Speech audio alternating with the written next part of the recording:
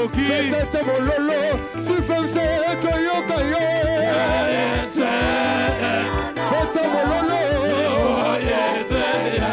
Tombola tebele, tombola filo.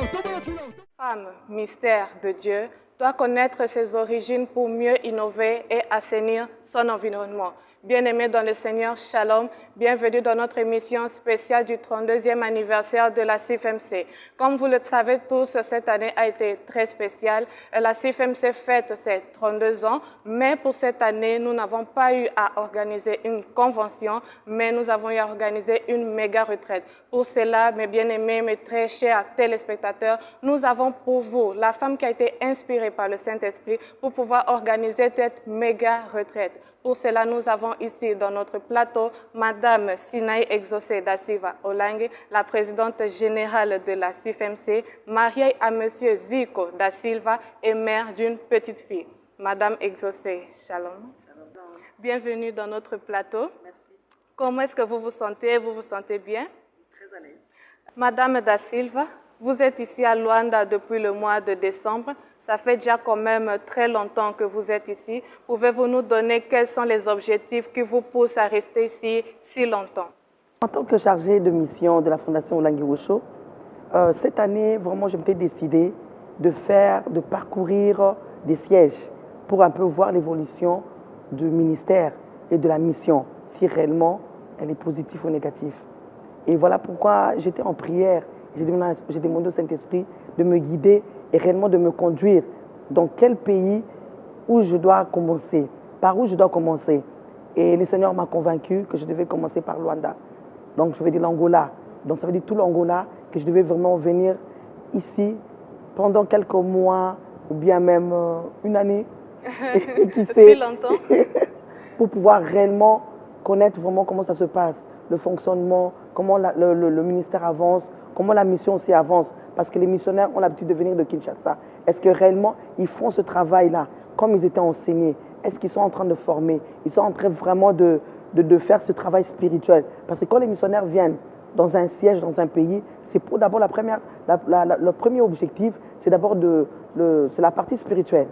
C'est le spirituel, voilà. On évalue le siège par son spirituel, au fait. Quand elle est positive, c'est que les missionnaires ont fait un bon travail. Et c'était ça mon premier souci que j'avais, c'est de savoir réellement est-ce que ce travail est fait ici en Angola après le départ des parents. En tant que l'une des responsables au ministère chrétien du combat spirituel, quel est le bilan que vous faites du siège de Luanda ici en Angola, particulièrement comme nous sommes au mois de mars, le mois de la femme, particulièrement de la CIFMC, quel est le bilan que vous faites du ministère? En tout cas, jusqu'à preuve du contraire, depuis que je suis là, je vois vraiment un changement. Je ne peux pas dire qu'ils ont fait un mauvais travail, je ne peux pas dire qu'ils n'ont pas fait, mais il y a eu quand même à redresser, on a redressé. J'ai vraiment réorganisé certains trucs, mais quand même il y avait un travail qui était fait pour voir ce nombre de gens qui viennent, pour voir le siège, comment je l'ai trouvé. C'est qu'il y a un travail qui était abattu, mais il faut toujours jeter un coup d'œil pour voir, pour qu'il y ait l'avancement de l'œuvre de Dieu. Et ici à Luanda, nous avons eu déjà organisé la retraite du 8 au 11 mars, la méga retraite. Ça a été un show. C'était vraiment un grand succès. Un succès. Mais dites-moi d'abord, pensez-vous que vous avez eu à atteindre vos objectifs? Ce que vous avez eu à penser, à imaginer pour cette méga retraite, pensez-vous que vous avez atteint votre objectif? Oui, j'ai atteint mon objectif. Parce que vraiment voir les femmes, comment elles étaient nombreuses. Comment ces femmes sont restées 3 jours ici dans cette salle. Ils ne rentraient pas à la maison. Ils ont laissé leur mari, ils ont laissé les enfants, même les gens qui travaillaient. Ils partaient au travail et revenaient. Ils revenaient le soir. Et pour voir cet amour qu'ils avaient en vie. Et j'ai trouvé que ça les a manqués. La retraite a manqué à ces femmes. La prière a manqué à ces femmes. L'intimité avec Dieu a manqué à ces femmes. Vous savez, quand on dit la retraite, ça veut dire que c'est retirer un moment dans la présence de Dieu. Donc, les femmes se sont retirées parce qu'ils voulaient reprendre cette vie avec Dieu. Ils voulaient reprendre cette intimité avec leur Dieu. Et vraiment, c'était un succès. Voir ces femmes qui sont restées. Et des femmes qui sont venues des autres provinces. Elles se sont tous mobilisées pour pouvoir de venir et participer. Et c'était vraiment merveilleux et un succès. Et pourquoi avoir choisi une retraite? D'habitude, on organise des conventions, on fête, on danse, on loue. Mais cette fois-ci, on était là, on pleurait, On était dans la méditation, on était dans la repentance. Pourquoi cela? Parce que le thème de la parole que Dieu m'a donné, c'est la femme mystère de Dieu. Une femme est un mystère. Vous savez, aujourd'hui, la femme, elle ne connaît pas vraiment sa vraie valeur. C'est vrai qu'on nous parle au mois de la femme, mais selon la parole de Dieu, Dieu a créé moi je dis Dieu a créé la femme avec tout son amour. C'est vraiment quelque chose la femme est précieuse pour Dieu.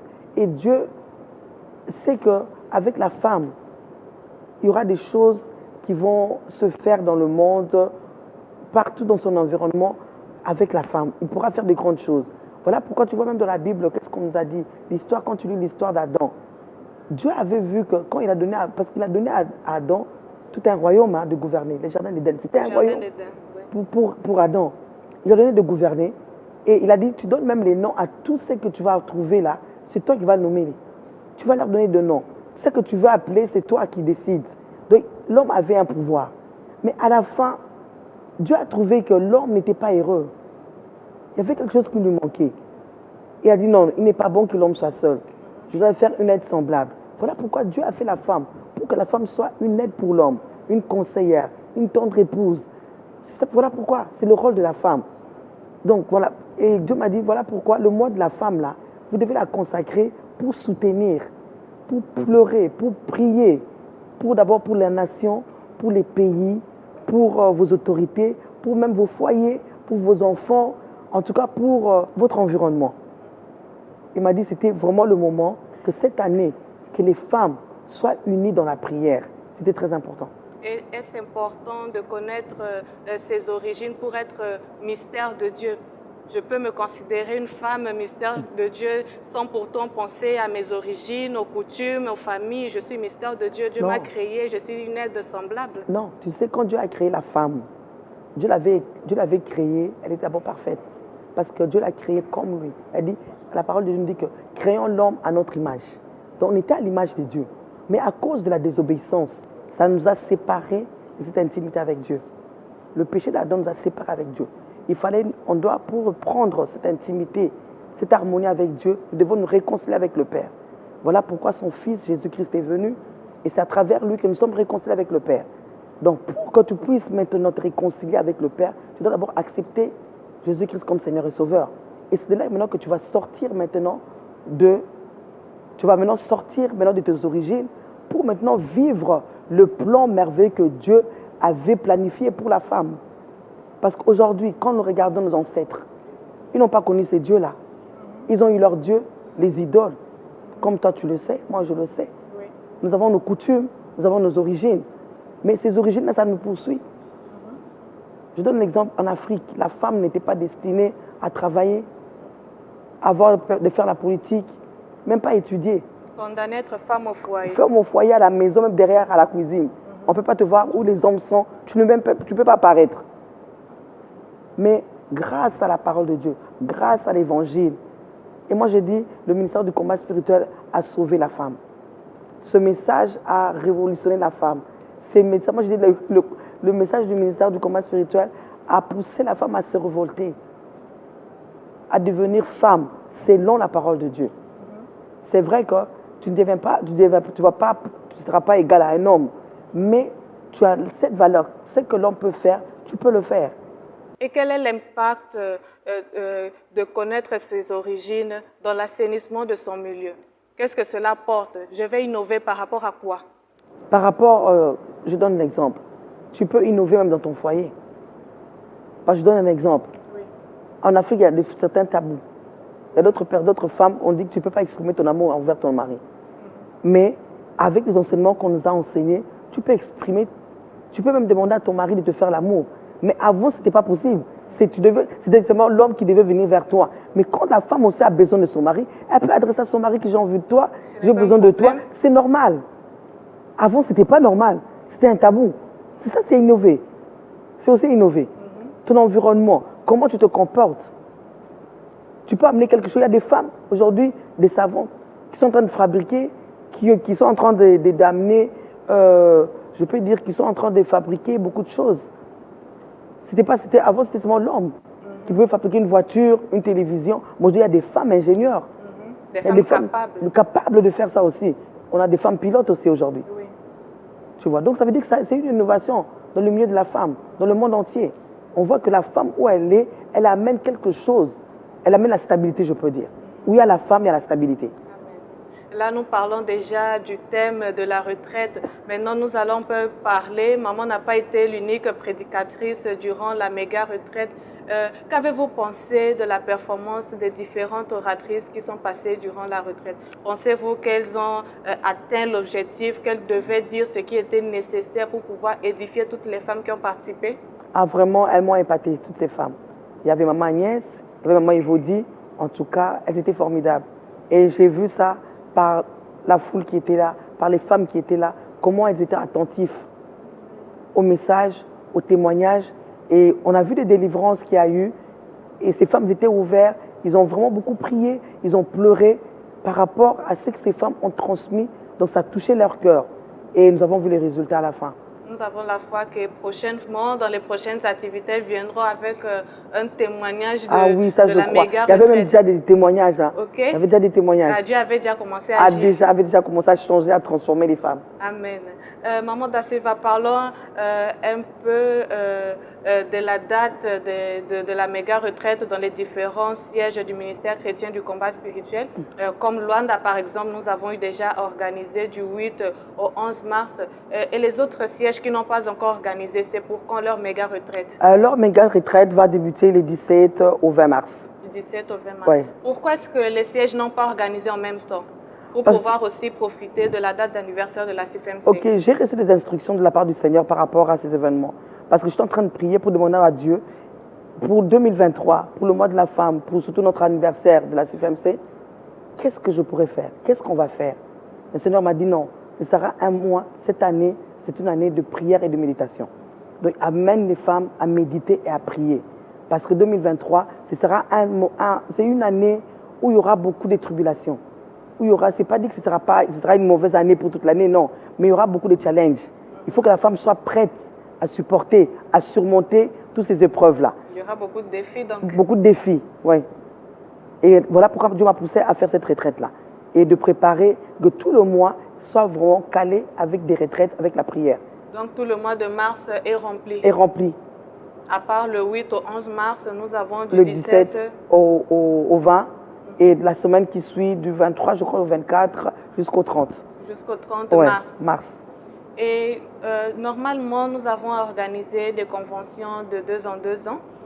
Quand est-ce que ça sera la prochaine convention de la CFMC? Ou bien vous préparez une autre méga retraite? Non, la méga retraite, c'était pour cette année. L'année prochaine, nous aurons notre convention. Oui, c'est l'année prochaine qu'il y aura la convention. La date, est-ce qu'on peut savoir? Non, je ne connais même pas moi-même personnellement, je ne connais même pas encore la date, ni le mois. Mais je sais que c'est l'année prochaine qu'on aura la convention.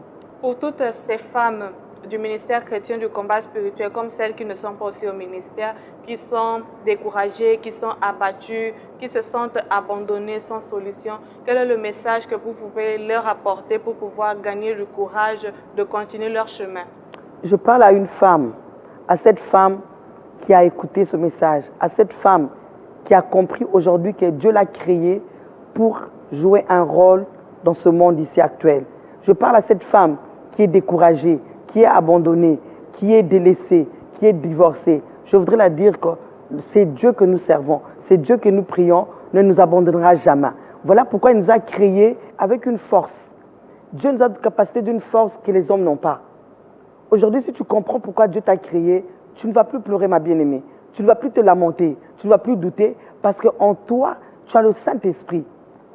En toi, tu as cette capacité que Dieu a mis en toi. Parce qu'aujourd'hui, je vous assure qu'un homme est déséquilibré quand il n'est pas à côté d'une femme.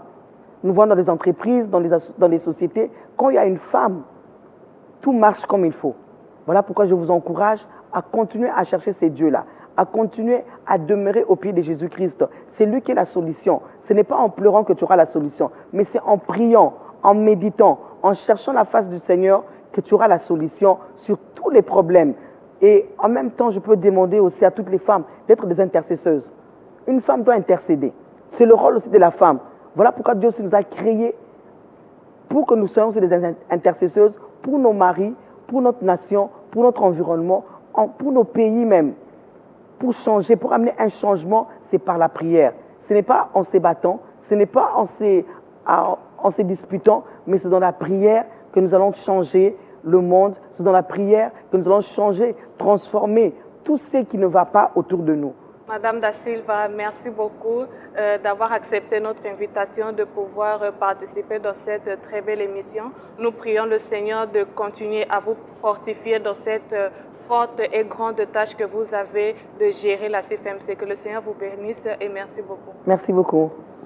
Bien-aimés dans le Seigneur Jésus-Christ, merci d'avoir été connectés sur Canal CVV International. Merci de nous avoir suivis. Nous avons été avec Madame Exaucée Sidari Da Silva Olangi, la présidente générale de la CFMC. Je pense que vous avez été édifiés pour tous les sièges du ministère chrétien du combat spirituel qui ont déjà organisé cette méga retraite.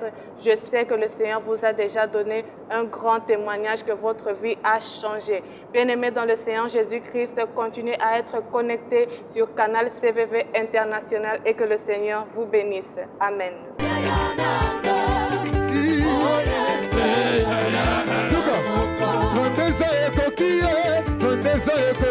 Coquille,